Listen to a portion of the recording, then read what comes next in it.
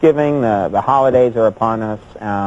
Really a special time of year, especially if you're a moviegoer, right? You agree with me on this one? Absolutely. All the Christmas things are coming out. Exactly. Hollywood always releases some of its biggest films during the holidays, and this year is no exception. There are a ton of really great brand new films out there, and the only problem is with so many great movies to choose from, it's hard to know which ones are really worth seeing. Where are you going to spend the money?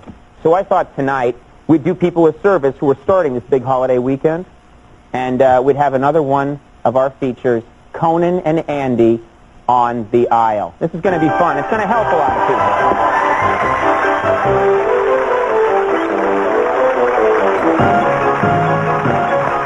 Now this is going to help. Because Siskel and Ebert have really lost their edge. No kidding. All right, and this is where we come in and tell people what movies you should really bother seeing. For example, I'm going to start with a big feature film that's out there right now. I think it's opening this weekend, Flubber. All right, we're going to talk about it. Now, this is, of course, the remake of the 1961 Disney classic, this time starring Robin Williams as the bumbling professor. Now, some remakes are disappointing, but not this one, folks. I saw it. It is fantastic. I mean, the special effects in this movie are incredible. What did you think? Oh, I mean, Flubber is not just a lifeless piece of goo anymore. I mean, communicates, he dances, zips all around. It's amazing what they can do with technology these days. The technology, I'll give it to you, and I admit it's just amazing. Folks, there were some problems with the movie, though, that we have to talk about. Like, I know Disney intended it for kids, primarily. It's a kids' film. But there are some scenes that I just don't think kids are going to like very much. I think it's going to be hard for kids to take. Like when he is showing his girlfriend how Flubber works. Exactly. Yeah. Right. I don't know. And we're thinking of the same scene here. Yeah. I mean, kids are not going to go for this scene at all. It's going to bother them. Now, here, take a look. You'll see what we're talking about. The scene from Flubber. It's much more than that. Flubber could save this college. Let me demonstrate. Oh, no. Just give me 1 minute, okay? The flubber is placed in my back pocket. When I exit this window, I will fall to the ground. When I hit the ground, the flubber will send me right back up unharmed. Watch. Are you nuts? I'll be right back.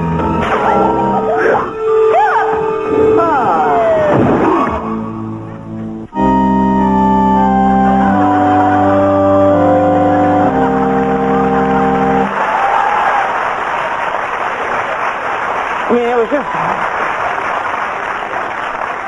At the screening I was at, like, most of the kids in the audience were screaming and crying. Shrieking, yeah. Shrieking. They were horrified. Yeah, so sorry to blow the ending for everybody, but... Yeah, so just don't take the kids to this. Yeah. All right, our next film is The Rainmaker. Now, this is the latest John Grisham novel to be turned into a feature. Now, this one, however, a little different than the others. It was directed by Francis Ford Coppola, an amazing director, and folks, it shows. It is so well crafted, so beautifully shot. I love this movie. I did too. It's fantastic.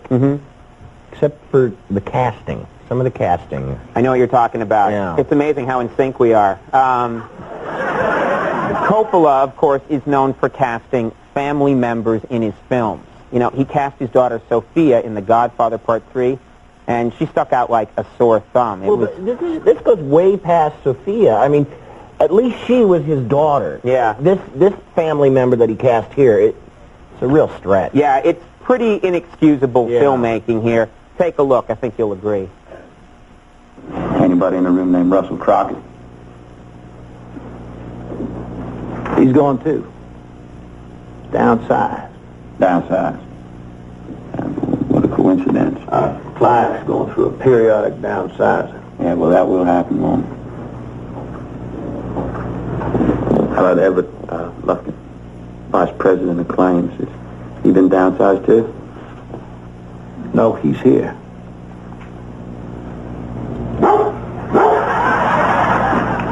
You're Everett Lufkin. You can't put your dog in there. It's wrong. That's just wrong. Yeah, I mean, I think,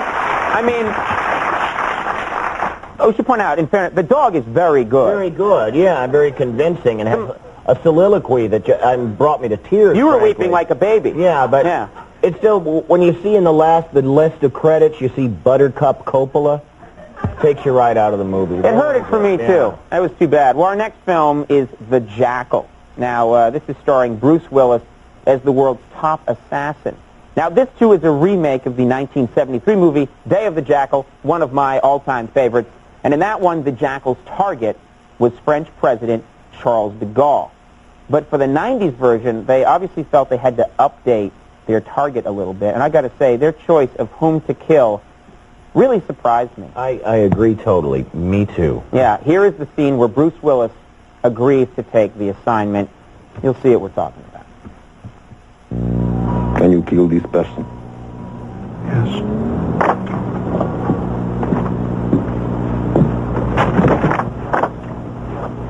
Oh, 70 million. done. That's not right. It's wrong.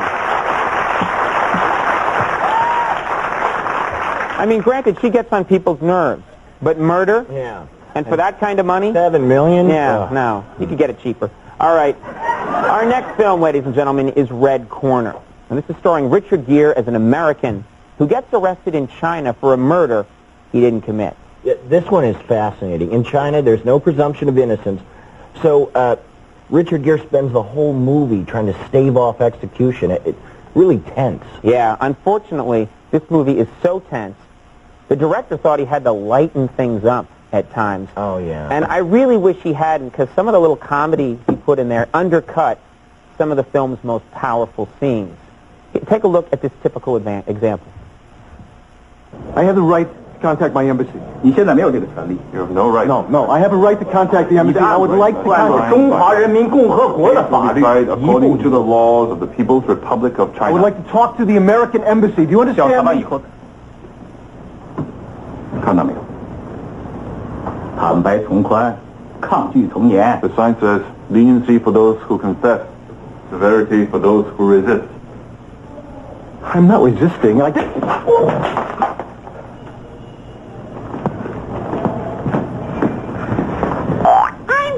of here.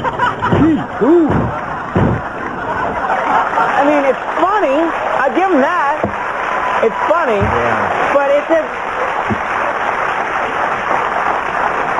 I mean, the film becomes Pee-wee's Playhouse at some point. Every piece of furniture is talking, and, hey, look out, Richard! And his name's Richard in the movie? That's crazy. I don't know. I find it shocking. Our last film is Alien Resurrection. Now, this is the fourth installment in the incredibly successful Alien series. Sigourney Weaver is back, even though she died in the last movie. It seems they found a way to clone her. But, I mean, once you get past that and accept that, the movie's fantastic. The action is relentless. The aliens, as always, woo, scary. Yeah. They look great. Yeah. That's what you do when you're scared? Woo, scary. Okay. Yeah. That's what I do when I see a mouse. Woo. All right. Well, I loved it, too. I really did. The one thing that really bothered me was the cross-promotion. You know, when they use one movie to market another. And it really bugged me this time. I think the studios are going too far with this kind of nonsense. And, you know, the worst instance of that is when the alien is chasing him up the elevator shaft. Yeah, that was unbelievable. Yeah. It ruined the movie for me. Here, take a look. You'll see what we're talking about.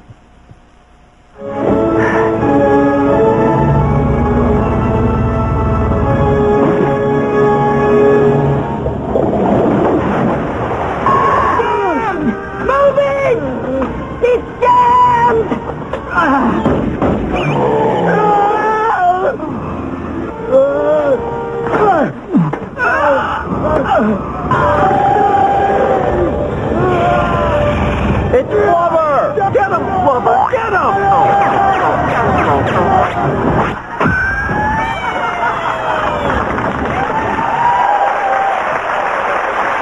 It's just, I mean, I'm going to see Flubber. I didn't need that. And we should point out, Flubber kicks ass in this movie. Oh, yeah. I mean, he's killing people left and right. He was horrifying. I know. See Flubber. Get All him, right. Flubber. Yeah, we're gonna take a little break right now. I think that does it. This helps a lot of people, I think. Yep. And then we're going to hurt a lot of people because our next guest coming up after the commercial, Scott Thompson will be here. God knows what he's going to say. Stick around.